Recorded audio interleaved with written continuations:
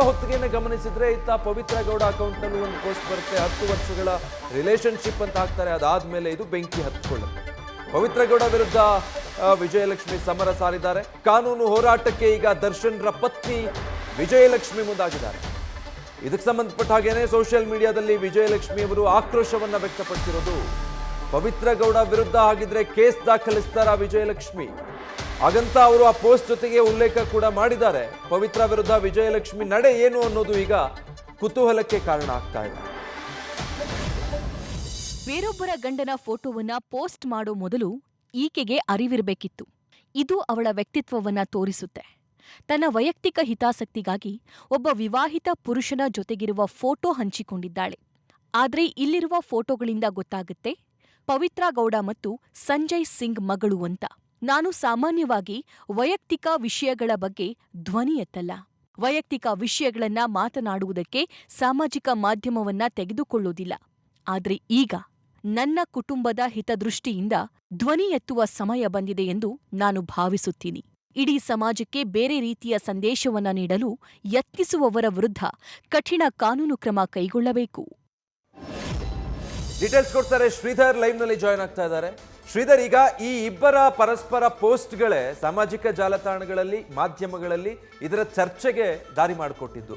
ಮುಂದುವರೆದ ಹಾಗೆ ವಿಜಯಲಕ್ಷ್ಮಿ ಅವರು ಇಷ್ಟಕ್ಕೆ ಸುಮ್ಮನಾಗ್ತಾರಾ ಅಥವಾ ಕಾನೂನು ಹೋರಾಟಕ್ಕೆ ಏನಾದರೂ ಸಿದ್ಧರಾಗ್ತಿದ್ದಾರಾ? ಏನಾಗಿರಬಹುದು ಅನ್ಸುತ್ತೆ ಅವರ ಮುಂದಿನ ನಡೆ? ವಿಜಯ್ ವೀರಪ್ಪ ನಟ ದರ್ಶನ್ ಅವರ ಜೊತೆಗೆ ಅನೇಕ ಜನ, ಸಾವಿರಾರು ಜನ, ಲಕ್ಷಾಂತರ ಜನ ಅಂತಲೇ ಹೇಳ್ಬೋದು, ಜೊತೆಯಲ್ಲಿ ನಿಂತು ಫೋಟೋ ಹೊಡೆದುಕೊಂಡು ಸೋಷಿಯಲ್ ಮೀಡಿಯಾದಲ್ಲಿ ಅಪ್ಲೋಡ್ ಮಾಡುವಂಥದ್ದು ಒಂದು ಅಭಿಮಾನಿ ಸಂಪ್ರದಾಯ ಅಂತ ಹೇಳ್ಬೋದು. ಆದರೆ ಆ ಯಾವ ಅಭಿಮಾನಿಯೂ ಪೋಸ್ಟ್ ಮಾಡಿದ ವಿಚಾರಕ್ಕೆ ಚಕಾರ ಎತ್ತದ ವಿಜಯಲಕ್ಷ್ಮಿ ದರ್ಶನ್ ಅವರು ಪವಿತ್ರ ಗೌಡ ಅವರ ಪೋಸ್ಟ್ಗೆ ಯಾಕೆ ಆಗಾಗ ಪ್ರತಿಕ್ರಿಯೆಯನ್ನು ಕೊಡ್ತಾ ಇರ್ತಾರೆ ಅನ್ನೋ ಒಂದು ಕುತೂಹಲ ಮತ್ತು ಒಂದು ಸಂಶಯ ಎಲ್ಲರಲ್ಲೂ ಈಗ ಮೂಡುತ್ತದೆ. ವಿಜಯಲಕ್ಷ್ಮಿ ಅವರಿಗಾಗಿರ್ಬೋದು, ಪವಿತ್ರ ಗೌಡರಾಗಿರ್ಬೋದು, ದರ್ಶನ್ ಅವರ ವಿಚಾರವಾಗಿ ಸಾವಿರಾರು ಜನ ಫಾಲೋವರ್ಸ್ ಇದ್ದಾರೆ. ಅವರ ಎಲ್ಲ ಪೋಸ್ಟ್ಗಳನ್ನು ಸೂಕ್ಷ್ಮವಾಗಿ ಗಮನಿಸ್ತಾರೆ. ಯಾವ ಲೆವೆಲಿಗೆ ಅಂದರೆ ವಿಜಯ್ ವೀರಪ್ಪ, ಬ್ಯಾಕ್ಗ್ರೌಂಡಲ್ಲಿ ಏನಿದೆ, ಅವ್ರು ಎಲ್ಲಿ ನಿಂತ್ಕೊಂಡು ಫೋಟೋ ಹೊಡೆದ್ರು, ಇವ್ರು ಎಲ್ಲಿ ನಿಂತ್ಕೊಂಡು ಫೋಟೋ ಹೊಡೆದ್ರು, ಏನು ಎತ್ತ ಅಂತ ಈ ಥರದ ಯೋಚನೆಯನ್ನು ಮಾಡೋರು ಇದ್ದಾರೆ.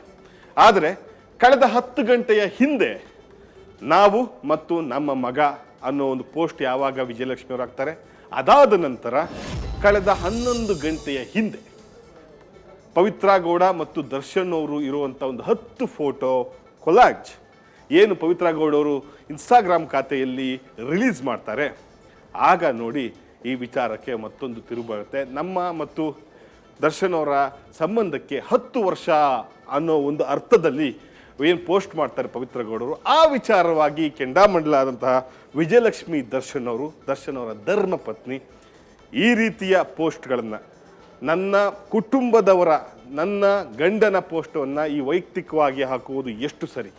ಇದು ಪದೇ ಪದೇ ಆಗ್ತಾ ಇದೆ. ಇದೇ ರೀತಿ ಆಗುತ್ತಿದ್ದರೆ ನಮ್ಮನ್ನು ಫಾಲೋ ಮಾಡುವಂಥ ಅಭಿಮಾನಿಗಳಿಗೆ ಯಾವ ರೀತಿ ಸಂದೇಶ ಹೋಗುತ್ತೆ? ಇದೇ ರೀತಿ ಆಗುತ್ತಿದ್ದರೆ ನಾವು ಕಾನೂನು ಹೋರಾಟಕ್ಕೆ ಮುಂದಾಗುತ್ತೇವೆ ಅನ್ನೋ ಅರ್ಥದಲ್ಲಿ ಒಂದು ಅರ್ಥಗರ್ಭಿತವಾದ ಒಂದಷ್ಟು ಲೈನ್ಗಳನ್ನು ಬರೆದು ಹಾಕಿದ್ವಿ. ಈ ಹಿಂದೆ ನೀವು ಇದನ್ನಾಗಲಿ ಎಕ್ಸ್ಪ್ಲೈನ್ ಕೂಡ ಮಾಡಿದ್ದೀರಿ. ಈ ವಿಚಾರವಾಗಿ ಈಗ ಸೋಷಿಯಲ್ ಮೀಡಿಯಾದಲ್ಲಾಗಿರ್ಬೋದು, ಅಭಿಮಾನಿಗಳಲ್ಲಾಗಿರ್ಬೋದು, ಚಿತ್ರರಂಗದಲ್ಲಾಗಿರ್ಬೋದು ಈ ಬಗ್ಗೆ ಚರ್ಚೆ ಶುರುವಾಗಿದೆ.